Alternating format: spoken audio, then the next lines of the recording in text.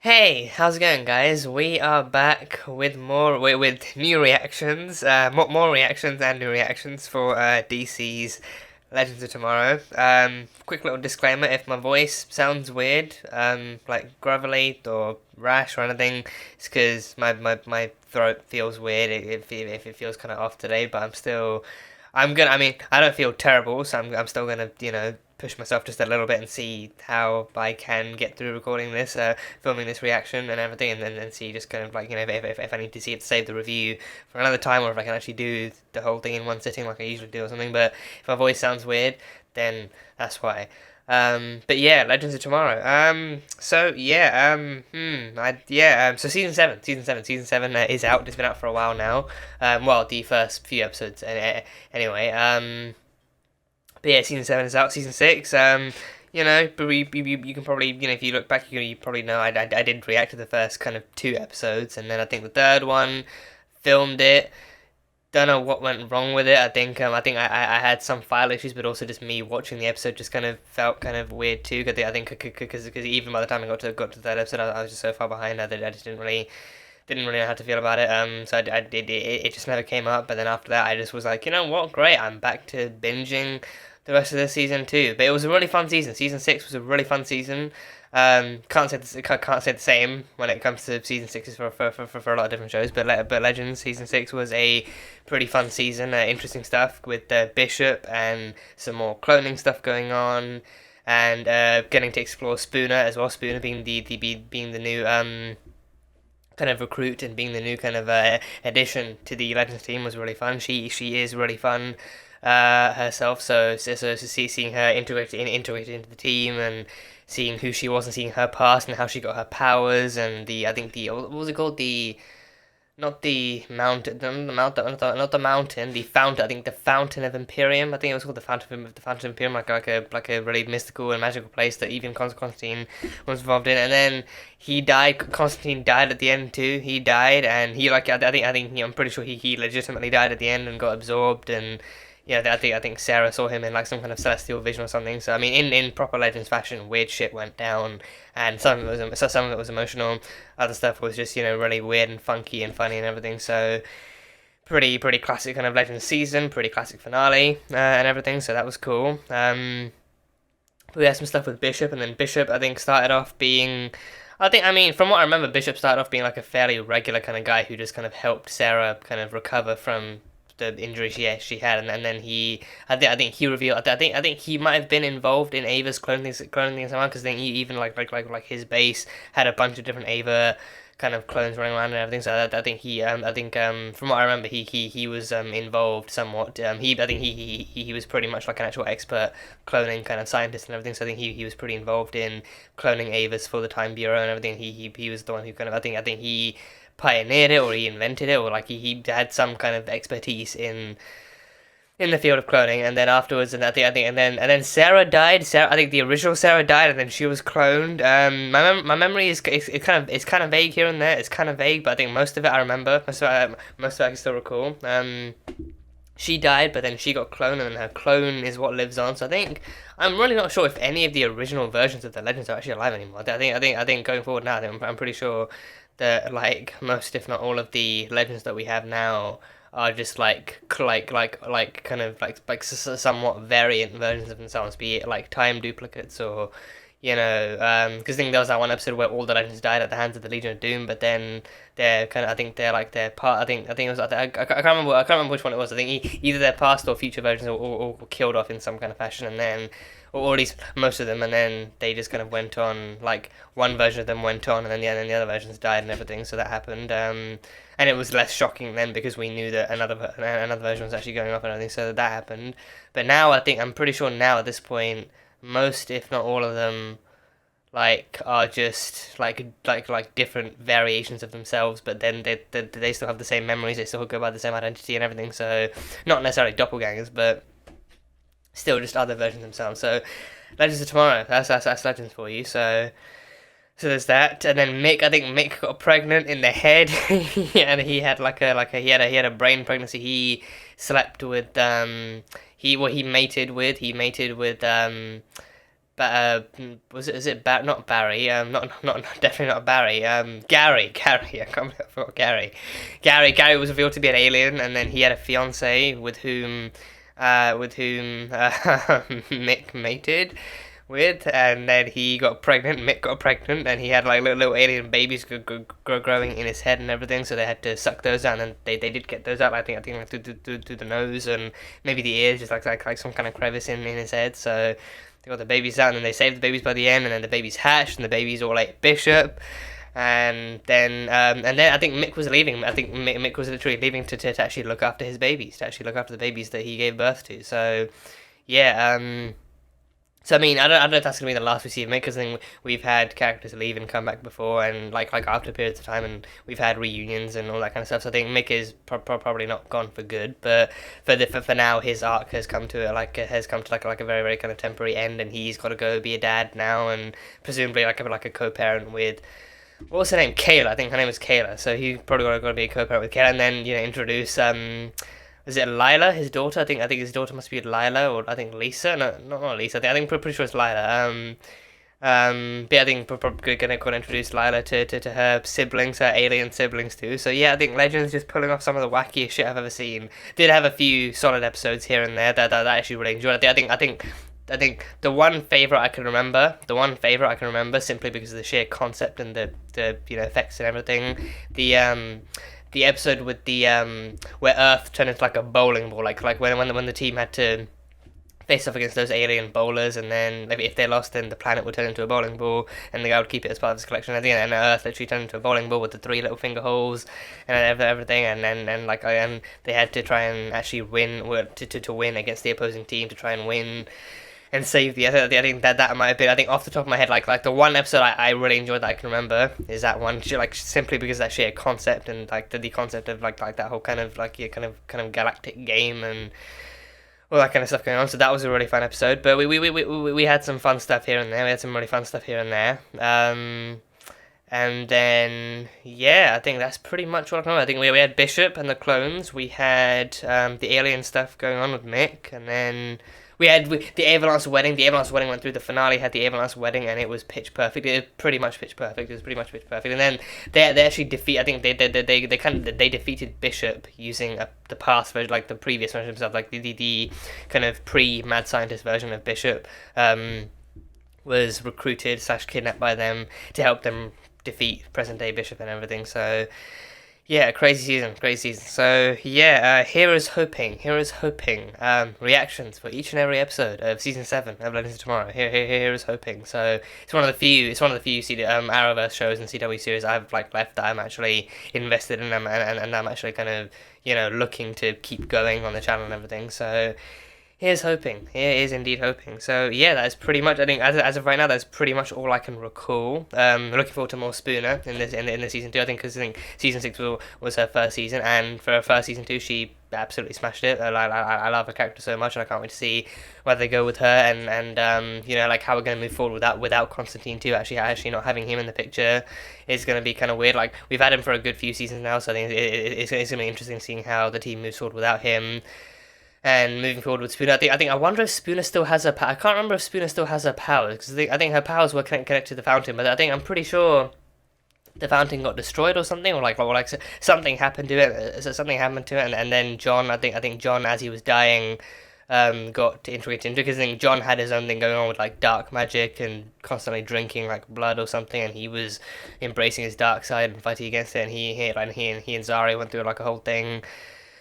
And stuff, so that happened. So I'm wondering if the fountain is gone, because then the fountain was also the source of Spooner's powers too. So I can't remember exactly what happened to it. But I think if it's gone, then I'm kind of curious as to whether or not her powers were gone too. But I think even without her powers, she was a really solid member of the Legends too. So I'm really curious as to how we will go forward with her and everything. So that would be cool. And then Astra, I think Astra might still be with us. I don't know.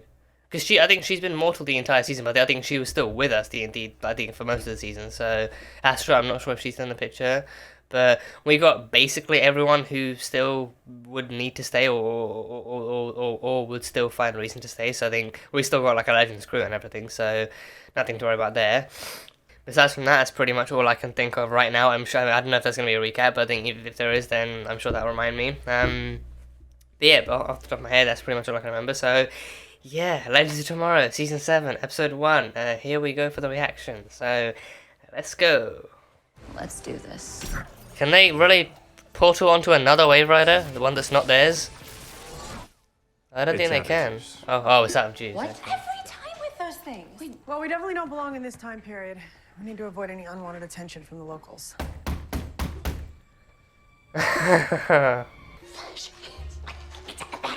Oh, is everything out of battery? Oh, testing it on Gary. John, the one person with the useful ability is gone, so... Well, hey, I was He his was student. one of the one I'm not useful. a master sorcerer yet, but maybe I could... what, turn the townspeople into household objects? Come on. That was a fun episode. That was a fun episode too. That was a fun episode, yeah. Yeah, I think I can remember John's tracking spell. I love that height variation. I love that. It's so tall and so small. Oh, he picked it up. He picked it up. Yeah, oh, that's the supply cache. Research shows that the general public is willing to accept the bizarreness of any kind of circus without question. So we have to put on a circus. Ah, so we have to become clowns. Why do I feel like that would be the most fitting thing in Legends? Group makeovers. Yeah. I love it. A group makeover, yeah. Turn them all into clowns. Turn them all into... Please make them clowns, please. I could do with some clownery. I could do with some non-self-projected clownery. Yeah. Your other superpower. Historianism. You are a white man in 1925. You go sweet talk. Oh, okay. What are you gonna say? So kind of historianism. Or historianism? I don't even know. That's a... No. Historicalism? I don't know. I don't know why I'm trying. Pillowcases, bed sheets, drapes, anything you get. You got Zari 2.0. She will make something out of anything. Yeah. Even dusty old suits. Is she gonna turn them all into clowns? I get nothing but clown vibes from those. Yeah. Oh. Nice suspenders. Yeah. Button, please. Is that Sarah in a flaming red tux? A clown tux? Or a magician's tux even? We are members of the Guggenheim Circus. The Guggenheim Circus. Really? The Guggenheim? The Guggenheim Circus. Oh, you writers. You fucking writers. I can only imagine how much fun they've had writing ahead of this and planning ahead of this. Oh, the Guggenheim Circus. There are so many exciting things to see. Oh, I love Our the little circus, for example, balls in there. exotic Yeah. animals. My cohort and I. What circus Oh, would be yeah, complete Gary. without a little fire? He's also a magician. Oh, but he actually has magician's tricks too. He actually has magician's tricks. Oh, it's hot. It's your hands. I thought you could control magic.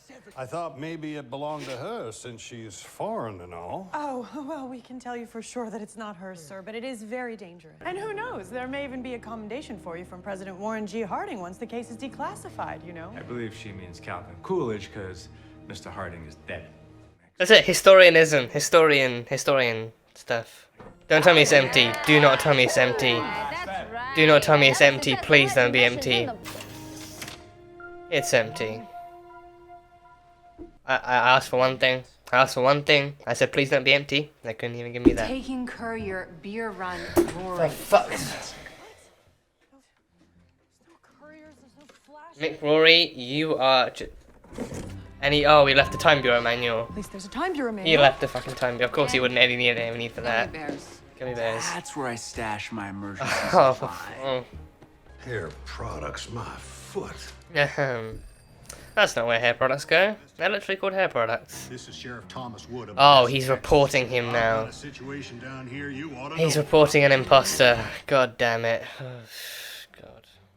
And if I am ostracized or arrested, then so be it, I'll deal with it. No, she Because can't. you're my daughter. And I would do anything for you. Oh, she can't face the punishments for their mistakes. Is there really only one supply safe, really? Like, what happens if something happens to the first safe? You called the office in D.C. about someone impersonating a federal agent. Oh, is it him? J. Edgar Hoover. He's the real Hoover. Luckily, we were just down the way in Midland, so I thought I'd pay you a visit myself. Is it working? Oh, okay, the top pieces are hovering, going interconnecting. Oh, even shards stuck in the trees. Can they really remember the... Would, like, the central core, cortex, vortex thing not be thing there? Like, the power source, the other, you know, fuel? Would that stuff not have been destroyed? You know, can that stuff be resurrected too? Oh god, no, Astris, oh no, it's draining her. Because of the blood? I could do this. I can do this. Oh god, Astra, please don't die trying to rebuild your own ship. Oh god, Astra, oh no, Astra! Oh, Joe, and it blew up all over again. It blew up all over again. Wow. Couldn't even stay in one piece, just blew up all over again. Oh god. It's too open concept in here to hide. Bedroom, go. Bedroom, closet, walk-in closet, under the bed, anything. All of you in one room. That's really not suspicious at all. Yeah. It's locked. Sorry. Don't make more. Just hide where you are, please. Just settle for where you are. Okay. Oh, the key. Oh, does it? Oh no, God. Guys. Is it back into his house in Liverpool? Or where the fucking UK's from? It's back to the house, right? Back to the house. We're not in any year at all. Gary. Is this like Limbo? This isn't really the mansion. Is it It's Limbo? a pocket dimension that John made for himself. It's a Limbo. Oh, it's hell. Oh, it's hell. The fires of hell. The flaming fires of hell. Is this a pocket dimension in hell, Gary? That is some super depressing shit.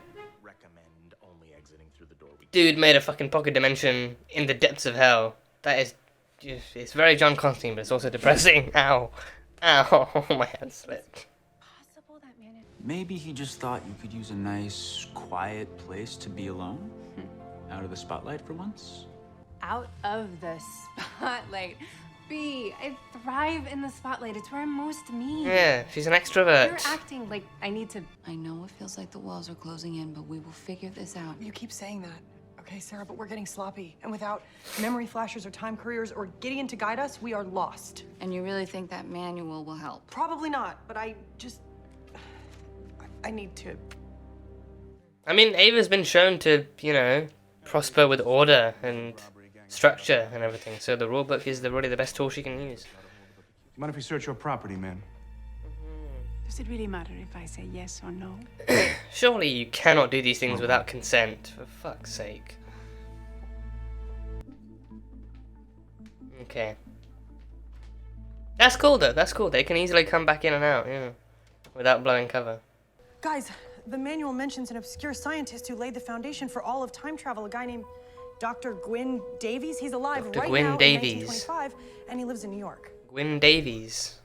The guy who invented time travel. The timeline IOUs, you love lists. And then I love that, that little smirk. I do love lists. I do love me some lists, yeah. A to-do list of all the things to do for the day. She would make a terrific crewmate on Among Us. Ava would make an actually absolutely spectacular crewmate on Among Us. Oh. That's a much more casual fit for the 20s. Well suiting colours too. Oh, switcheroo, yes. Yes. Oh, so Ava distracts, Sarah retracts, extracts. Who do you think you are? Why are your teeth so pretty? Now you heard me. Go on, get. Why is your hair so pretty? This is a robbery. I know robberies. You're running crowd control. I want you to go to the safe and get me $93.65. Okay. Why that specific? Yeah, I did the calculation, babe. It's all we need to get to New York City. Oh. Small footprints, you promised. Well, small footprint. Very specific bank robbers.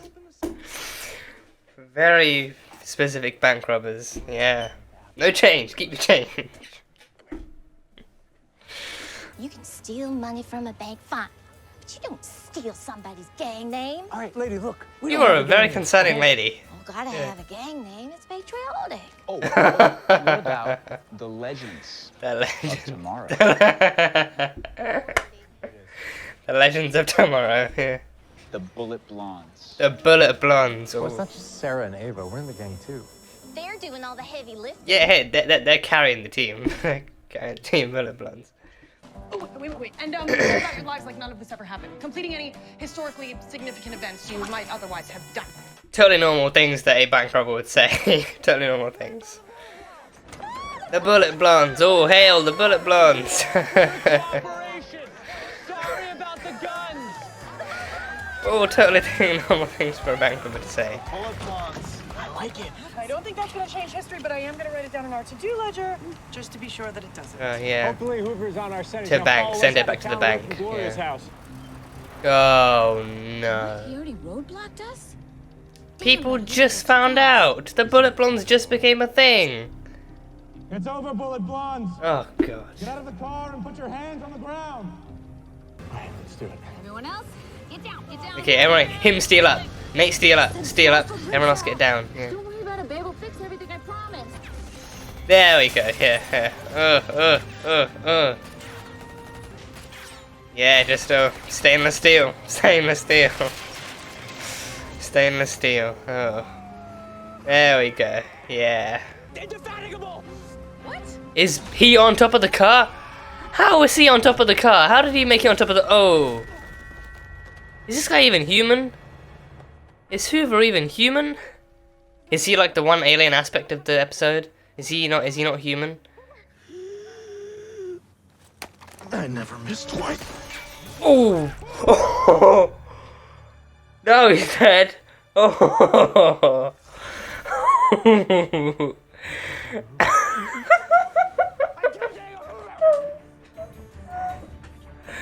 Okay, that doesn't look like a truly lethal bullet shot. I didn't mean to. I mean, I didn't mean to. there's no like. Maybe he's still in there. Oh god, if he's still in there, that's even worse.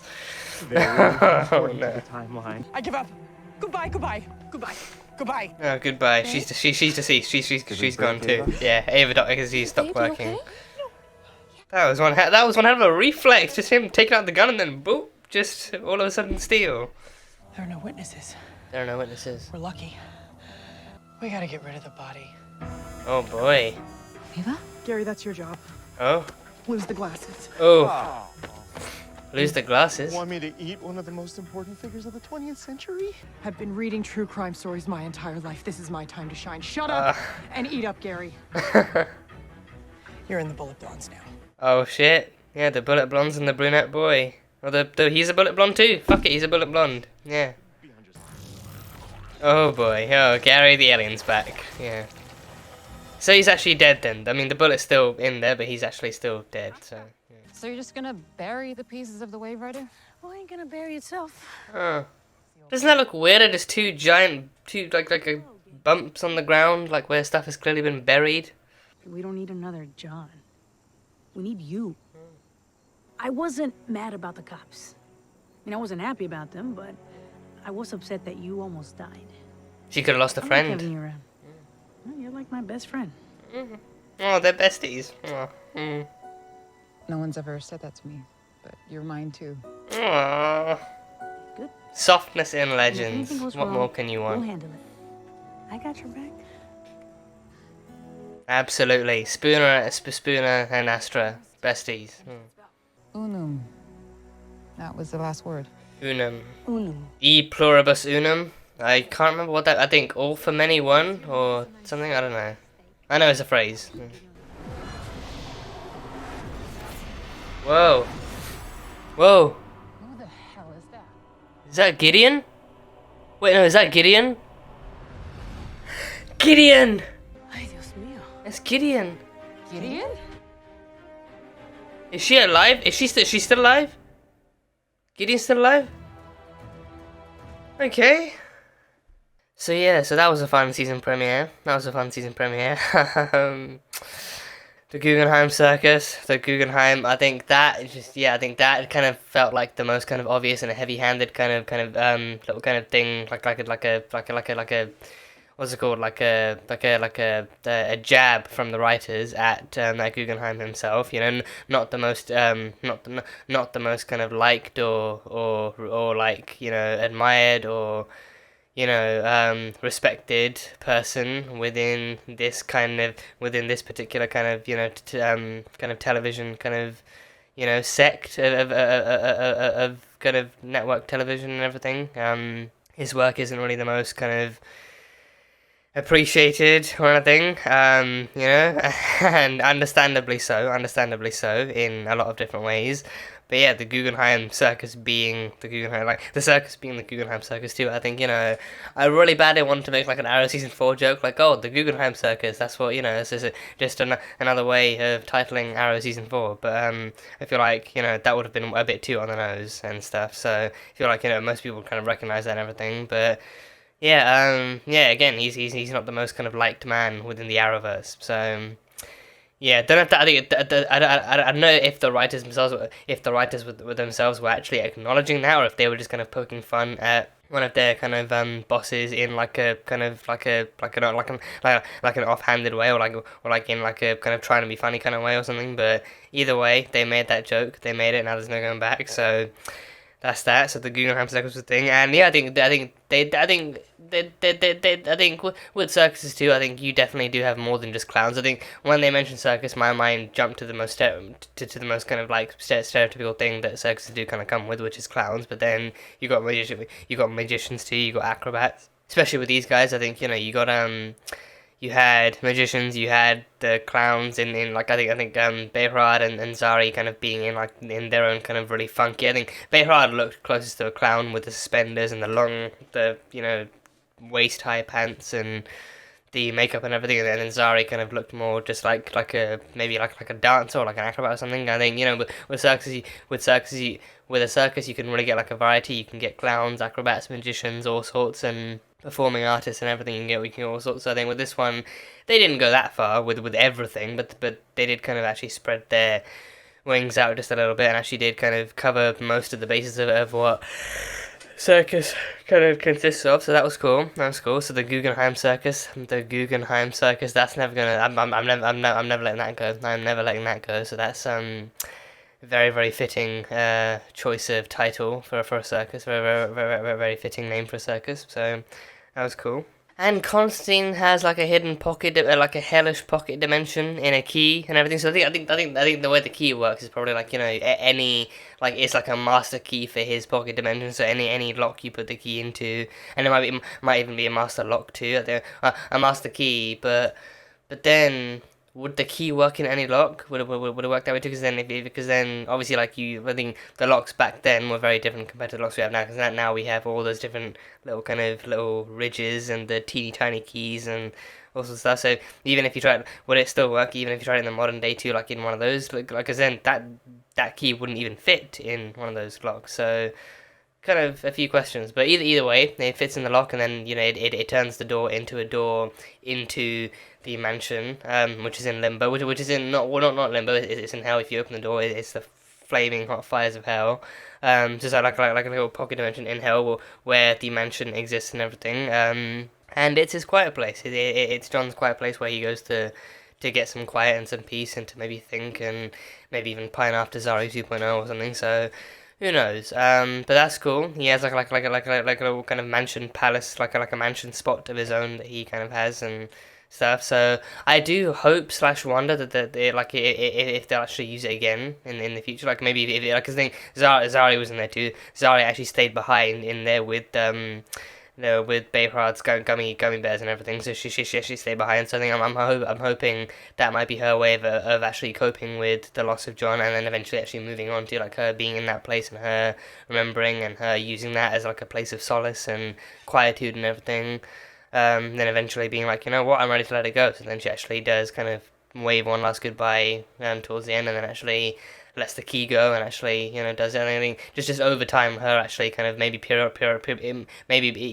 either periodically visiting the mansion through the key, or even actually staying in there for a little bit of time and actually kind of could just kind of seeing it off one last time before saying goodbye to Constantine for as long as he'll be gone. So I don't know. I mean, I think to think about, because I think even from what I remember in that vision that Sarah saw him in, I think he didn't really say he was gone forever. He just said that he'd actually kind of moved on. He'd moved on. He had like a different role in the afterlife now. He had like a different kind of, he had like different powers. He had like a different kind of form that he had taken on. So I think they never clarified that he was actually dead in a way that he would never ever come back. But I think he was gone from the world of the living. He was gone from there. He kind of somewhat kind of transcended planes of existence. So because of that, I do wonder if I'll actually see him again in like celestial form, or like, or like astral form, or something like that. So I guess that's still kind of up for questioning. So I guess we'll see. In time, we'll see. And then we also had J. Edgar Hoover, the famous FBI inspector detective dude. I have no idea who he is outside of this, so there's that much. But initially, Nate did impersonate him to semi-successful avail, because I think even the sheriff did say like, oh, you look a lot different in real life compared to your newspaper picture. And I think I'm surprised he didn't actually take the newspaper picture out and actually hold it up to his face to double clarify or anything, but apparently he didn't do that. So I think he had a suspicion toward the end, and then in the end, that's when his suspicions were actually really finally revealed and everything. So that happened. But J. Edgar Hoover, I think even this, I think I was fully prepared for J. Edgar Hoover to actually be like an alien or something, or like to either be impersonated by an alien, and for the real Hoover to be dead or to be locked up or captured somewhere. I think I was fully prepared to him to be impersonated by an alien, or for him to actually be an alien himself. I was fully prepared for Hoover to actually be an alien himself, and for that to be the reveal, as to like, like how he's everywhere, and how he's like so quick with his travel, and how he's so kind of intellectual, and how he solves everything, and how he's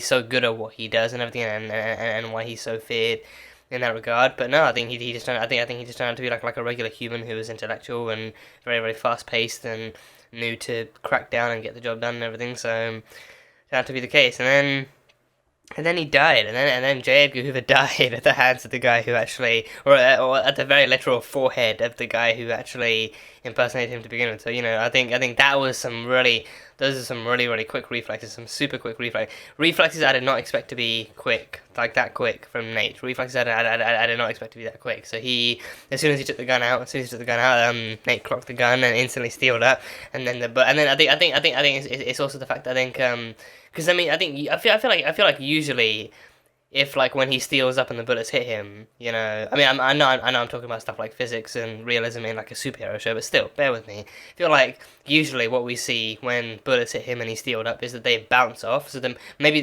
they deflect a little bit, but then for the most part they still bounce off, and then it's kind of harmless, and it's also longer range. I think usually it's like at longer range too. But with this one, I feel like it was also the fact that he fired a shot just as Nate was stealing up. So then, because of that, his skin and everything actually hardens into steel. So then, just as it happens, it deflects off, and that's why instead of actually bouncing off of his face, it followed the trajectory back, but at like an angle, and then actually went into Hoover's forehead too. So actually, it got deflected like by hitting just as Nate was stealing up and everything, and then that kind of deflected in, and then actually sent it back in Hoover's direction into his own head. So yeah, I mean, I guess that's also kind of karma. You go for a headshot and then you'll get a headshot right back. So I guess in some weird way that's actually kind of karma. And the bullet didn't even go through either, because then I was fully expecting, because then I think there was like a quick kind of like a blink and you'll miss it shot of the bullet hitting his forehead, but then it cut away soon afterwards too. So then I couldn't really tell. I think I clocked that, but then I couldn't really tell, like, oh, did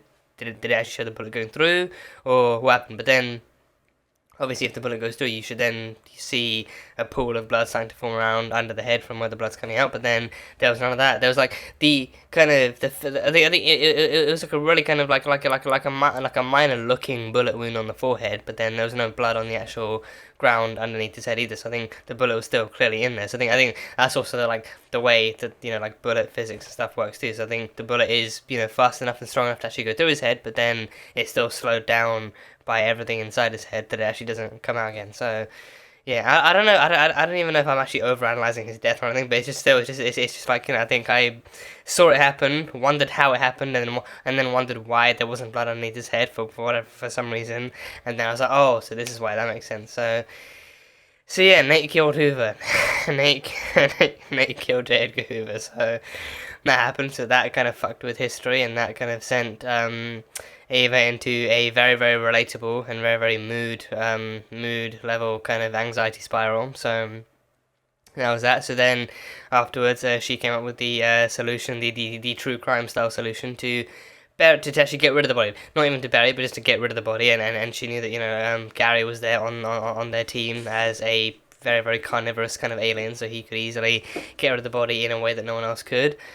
So yeah, they killed him, then they ate him. So that is a day in the office for the Legends, a day out on the field office for the Legends. So yeah.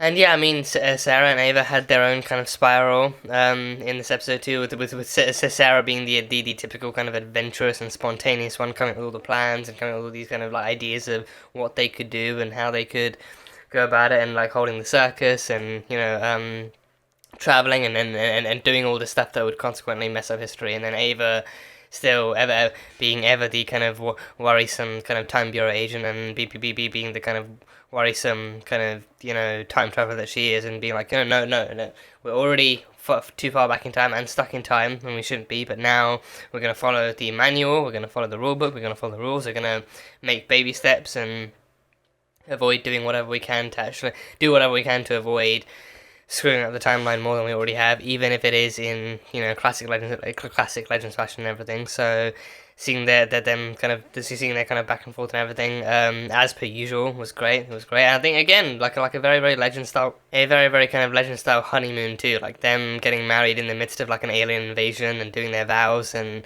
you know, officiating that and everything. And of course their honeymoon is spent trying to, you know, rendezvous and actually trying to recover themselves and try and find a way out and do all this crazy historical stuff. So yeah, Sarah and Ava stuff was great. And then Spooner and Astra as well. Astra literally almost blew her brain out trying to conduct the resurrection spell and, you know, trying to bring the Wave Rider back to life and everything. And she got a lot farther than I thought they would let her. I think I was kind of worried that she'd get like as far as like the base or like the kind of like the like the one of the wings or the front of the ship and then do it. But I think she got like a fair few sections in place and everything. I think my main concern was, you know, well, I mean, you know, mechanically speaking, like the parts are still there. You can still do that in one way or another. And I mean, not all. I mean, it doesn't really even really feel like all the parts are there, because then you got like, you know, the different random bits of you know, metal that, you know, that the budget can afford to, you know, actually show up on screen and everything. But then, you know, doubt you can really use all that to put together like to put the hallways and the rooms and everything else together again. And then there's like the power source, the fuel, all these other kind of other, you know, super advanced technological aspects that very clearly don't exist in 1925, and you can't really get your hands on them just randomly. So in my mind, I think I was like, you know, okay, this is really cool. She's resurrecting the thing. She's using her own magic. She's showcasing her own power. But then, exactly how far can she go? How far can she get? Can she get without the stuff that's actually not recoverable or not really repairable? Reparable? I think it's irreparable. So it should be reparable, right? Reparable or repairable? Fixable? I don't fucking know. How far can she get without the stuff that can't be fixed and can't be recovered that easily and everything? So yeah, but I think she got a lot farther than I thought she did. So massive props to her. But then of course I think as soon as the blood started coming, you think, okay, that is the time to stop. You're gonna blow yourself out. You're gonna end up, you know, killing yourself or something. You're gonna push yourself way past your limits when you shouldn't be. Which she did, and then she passed out and spent almost the entire afternoon kind of sleeping it off in Spooner's mother's house and everything. So that was cool. And then yeah, even afterwards, I think Spooner and Astra's conversation too.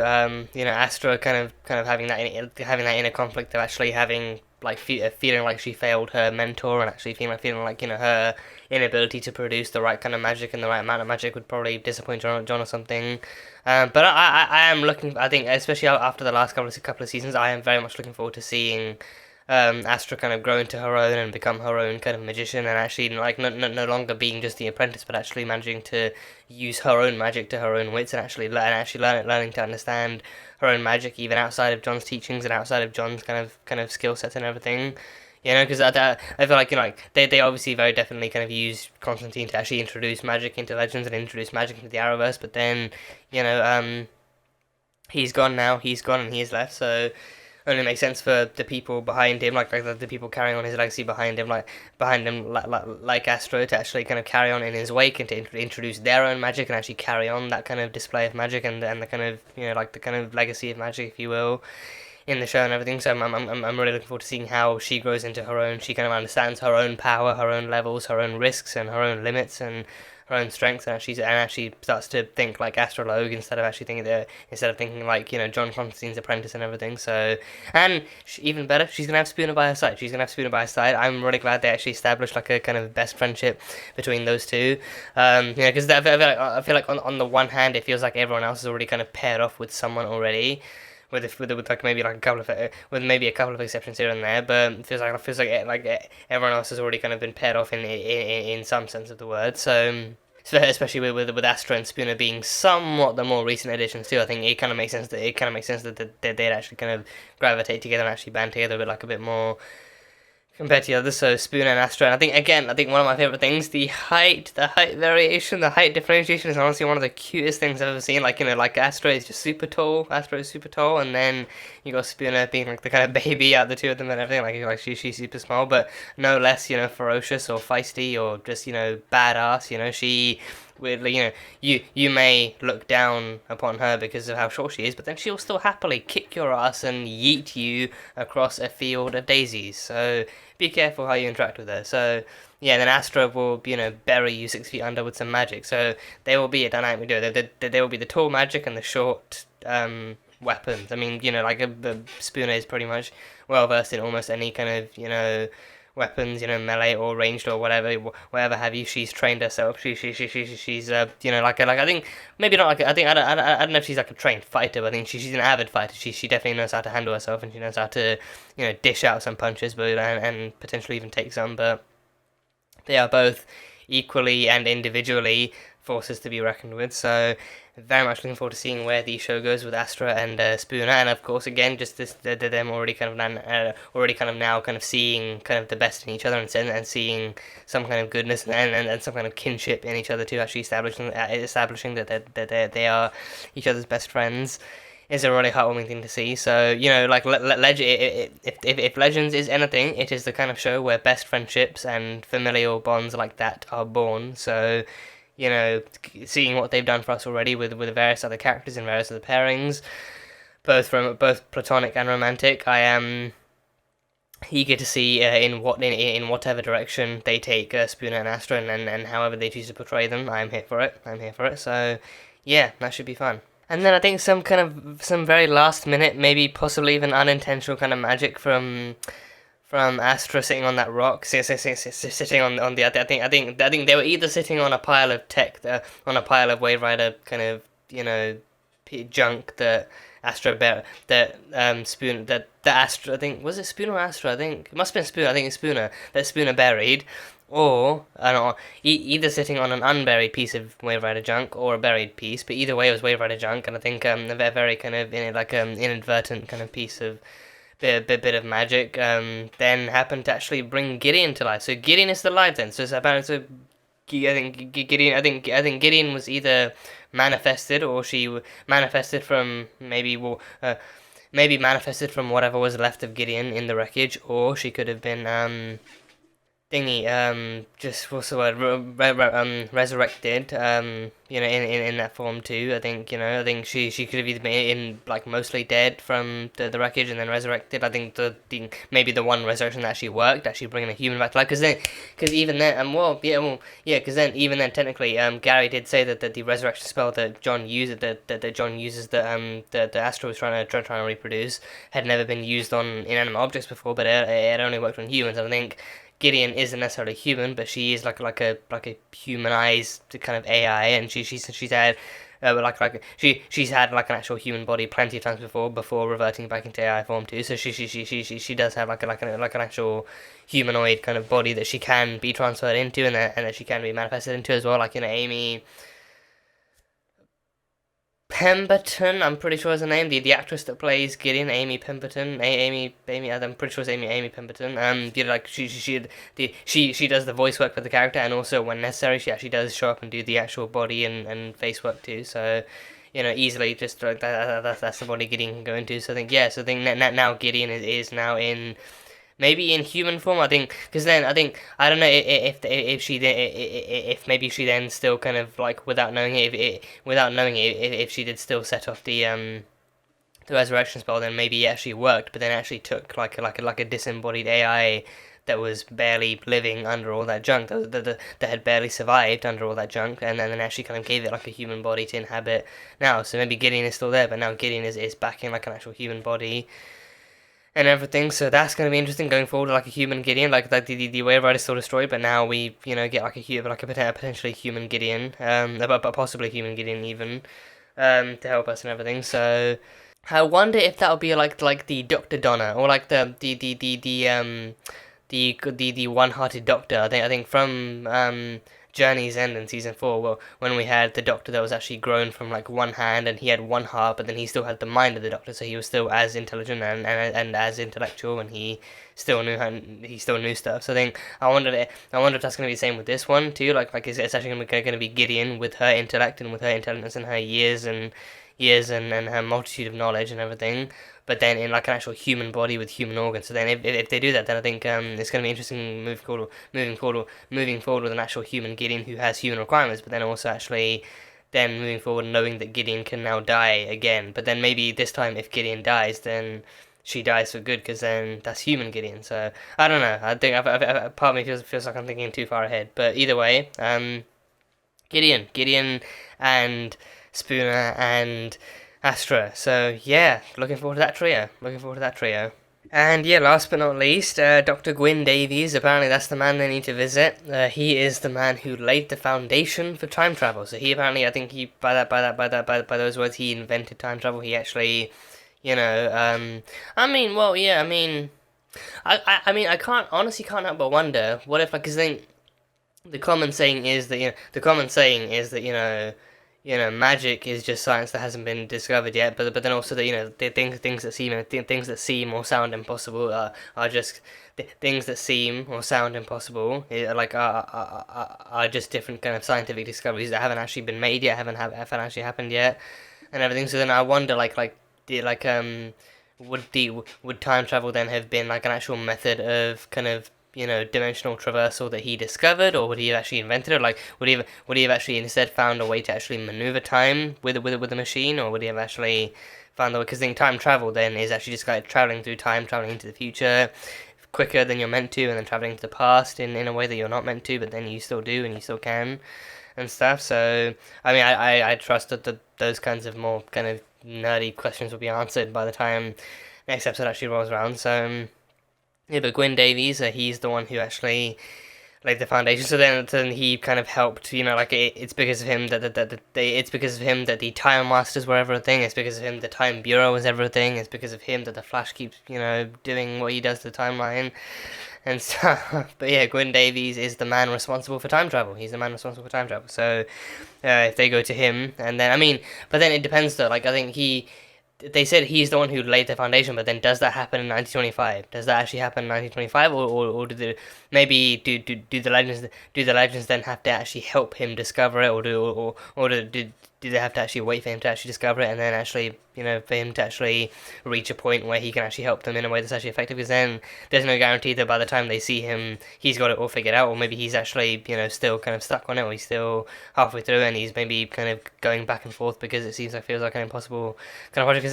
Because then it feels like an impossible project, because then again, 1925, like, you know, there's a lot of stuff by that time that actually still hasn't been invented yet, and time travel, even for us, time travel is like, you know, for us it's still like a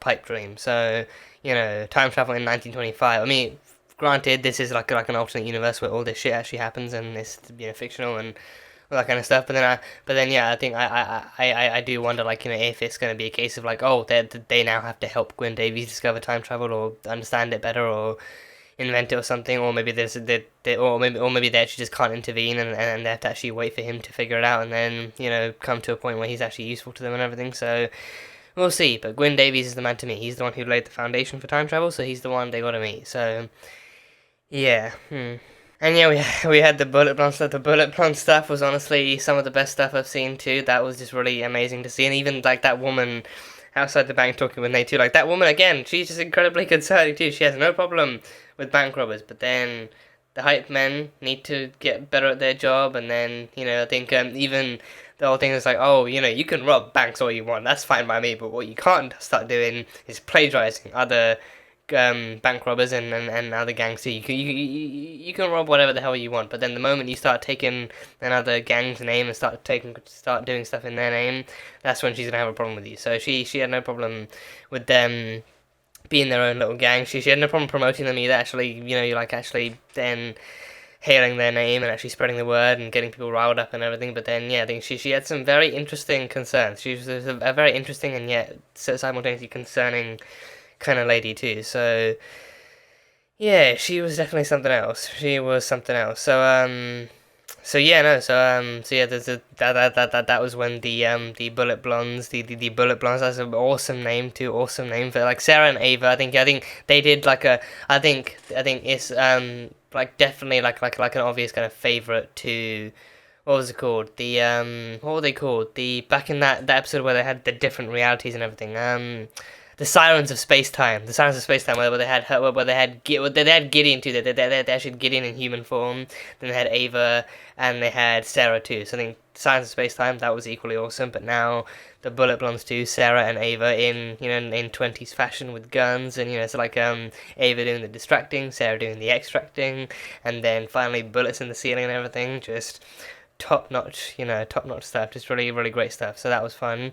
Them becoming the Bullet Blondes. I think like Ava actually did Ava did actually start a list and keep a list of stuff to go back and change and fix and everything, but then the Bullet Blondes were never a thing. So would she need to go back and actually denounce them, or would she actually need to go back and actually like mind flash people and make them forget about the Bullet Blondes and only remember the Midland the Midland gang or something? Because then she only really wrote down actually returning the exact amount of change she got from the bank to the bank and everything, like the 93.64 or 94.60 something. So she calculated the exact change that they would need to get to New York, and no more and no less. So very, very meticulous calculations there. So that was cool. I think honestly I honestly would like if they're gonna do like more comedic takes of bank robberies in general in the media, then I wouldn't mind stuff like that either. Like them maybe like a story where there's bank robbers, but then they don't really have like a getaway car, so maybe they actually need to hail a cab or something, and they end up and like maybe a group of robbers where it's like they have no getaway car, so they have to call a cab or get like a pay for transport or something, and then so then the only most of the money they ever rob ends up being the exact amount of change they need to actually get back and everything. I mean, it wouldn't be very profitable because then they'd have nothing left and they're just gonna be spending all their money trying to get away and everything. But still, I don't know. Maybe it only really works in this one scene and not like as an actual general concept. But either way, it was fun. It was really fun. The Bullet Blondes, and they're two hype men on the outside and everything. So yeah, that was cool. But yeah, that is pretty much all I got from this one. Really fun stuff all around. With Spooner and her mother too. And then Spooner wanting to actually protect her mother from any kind of potential kind of threats or any potential kind of like harassment that she might face because of all the creepy stuff that they were then drawing back to her house and everything. So she was dead set on protecting her mother. So that made sense. That made a lot of sense. So that was fun. But yeah, that is pretty much all I can think of that really went down in this one. So very much looking forward to the next one. Very much looking forward to seeing what the next one holds in store for us. So yeah, that is it for now. So that was Legends of Tomorrow, Season 7, Episode 1. So thank you guys, as always, so much for being here and for watching this video. If you guys enjoyed it, then absolutely feel free to leave a like and comment what your thoughts are on this episode and what you're looking forward to in the coming episodes of the season and what your theories are and everything and how you feel going forward with this new season of Legends. The full-length reaction for those interested will be over on Patreon, so you can go check that over there. And yeah, that is it. So until the next reaction, until the next video in general, bye bye for now.